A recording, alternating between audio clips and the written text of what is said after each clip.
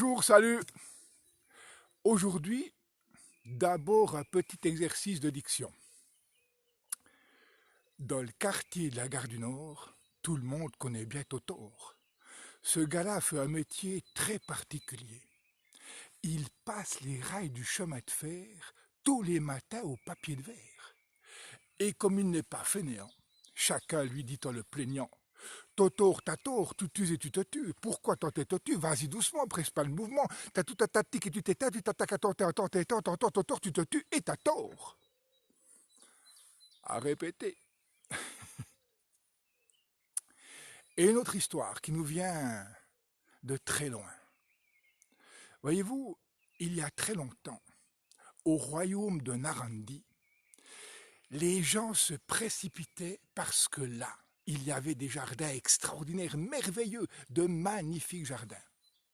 Et dès que les portes des jardins s'ouvraient, les gens se précipitaient pour aller admirer un seul arbre qui était l'oranger de Narandi. Car cet oranger, il donnait des fruits extraordinaires. Celui qui mangeait une de ces oranges, il était immédiatement en bonne santé, et la bonne humeur et la vie joyeuse l'habitaient. C'est pourquoi les rois, les reines, les sultans achetaient ces oranges à prix d'or. C'était des fruits extraordinaires, magiques. Celui qui croquait dans une de ces oranges, on aurait dit qu'il croquait des rayons de soleil sucrés. Le vieux jardinier qui s'en occupait avait pris grand soin depuis sa naissance de cet oranger. D'ailleurs, souvent, les puissants lui proposaient des sommes d'argent exceptionnelles pour acheter cet oranger. Mais lui, il disait: « Ah, un oranger comme ça ne s'achète pas. » Et puis, le vieux jardinier, il a continué de soigner, d'aimer cet oranger jusqu'à l'âge de 100 ans, 110 ans, 120 ans. Et puis, à 120 ans, le jardinier, il a pris le chemin du paradis des jardiniers. Et alors, il s'est passé un étrange phénomène. C'est que les feuilles vert tendres de l'oranger ont commencé à se ternir, à devenir brunes, et puis à tomber. L'oranger a commencé de dépérir. En tout cas, il donnait plus de fruits. Et le sultan qui était très riche, il a fait venir des gens, des biologistes, des horticulteurs, des paysagistes, des savants, pour soigner cet oranger. Alors chacun est allé de sa formule. Certains ont lancé des élixirs magiques pour le relancer, cet oranger. D'autres ont décidé de tailler des rameaux à la pleine lune. D'autres encore lui ont lancé de la poudre d'or pour qu'il retrouve sa force d'antan. Mais l'oranger ne bougeait pas. Il s'est dit: pourtant, je fais ce que je peux. J'ai fait venir ces savants, ces philosophes, ces chercheurs, même des charmeurs de serpents sont arrivés pour essayer de charmer l'oranger. Il y en a même un qui a prétendu que l'oranger faisait des caprices, et donc il fallait de ce pas l'abattre à coups de hache. Mais heureusement, le sultan a pu empêcher ce malheur au dernier moment. Alors fatigué, lassé, le sultan a renvoyé tout le monde. Et puis il a réfléchi, il tournait dans son palais, et pour la première fois de sa vie, le sultan s'est senti impuissant. Il ne savait pas quoi faire.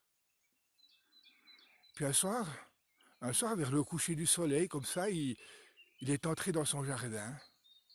Il y avait une de ces belles lumières de coucher de soleil, jaune-orange, comme ça. Et il s'est mis à regarder les buissons, les plantes, comme il ne les avait jamais regardées. Au détour d'une allée, il a aperçu l'oranger dans cette lumière jaune-orange. On aurait dit même que le soleil lui-même avait envie que cet oranger redonne des fruits. Alors le sultan, il s'est approché de l'oranger Il s'est assis à son pied et puis il l'a regardé. Il s'est mis à lui parler et puis il l'a enlacé. Et là, il a senti que l'oranger avait frémi. Oh, il s'est dit, le sultan, t'es fatigué, il n'a pas bougé l'oranger. Mais encore une fois, il a senti un frémissement. Alors, il a collé son oreille au tronc. Et là, il a entendu. L'oranger lui parlait. L'oranger, il a dit, tu vois, mon vieux jardinier, il avait un secret. Il me parlait, il m'observait. Parfois, il m'enlaçait. Et alors que vous vendiez mes oranges à prix d'or aux puissants de ce monde, aux rois, aux reines, aux sultans qui avaient envie d'acheter mes oranges et qui avaient de l'or et de l'argent, eh bien la nuit, mon jardinier donnait une orange à un mendiant qui venait régulièrement. Et ce mendiant, il prenait l'orange, il l'observait, il la caressait, il la humait, et puis délicatement, il ouvrait l'orange, il la partageait en quartiers, et puis il dégustait un morceau, et puis un autre. Et alors, à voir son regard, son sourire, son cœur, eh bien moi, j'étais heureux, je m'épanouissais. Le sultan, quand il a entendu ça, il a senti une larme qui lui coulait sur la joue. Il s'est relevé, et si quelqu'un l'avait croisé là quand il est rentré au palais, il aurait vu que le sultan avait les yeux rougis de larmes. Le lendemain matin, quand le sultan s'est réveillé, il avait de la lumière dans les prunelles de ses yeux. Il s'est habillé confortable, il n'a pas mis ses habits de sultan. Il s'est rendu au jardin, il est allé vers l'oranger, il l'a observé. Il a regardé son feuillage frémir dans la brise douce. Il lui a parlé, il l'a enlacé, il s'est occupé de lui, et ainsi tous les jours. Et je peux vous dire, une véritable amitié est née entre cet oranger et ce sultan. Et l'hiver suivant, l'oranger il a donné des fruits exceptionnels, des fruits magnifiques. On n'avait jamais vu des fruits pareils dans ce jardin.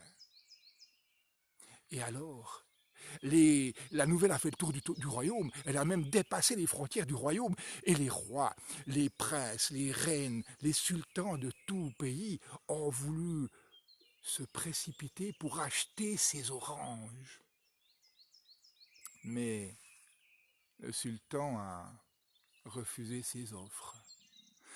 Le sultan, il a distribué ses oranges non pas aux puissants de ce monde, non pas aux puissants de ce monde. Il a distribué ses oranges aux mendiants, aux enfants, aux amoureux de la nature qui passaient dans le jardin, s'arrêtaient près de l'oranger, lui parlaient, le caressaient. C'est à eux qu'il a distribué les oranges.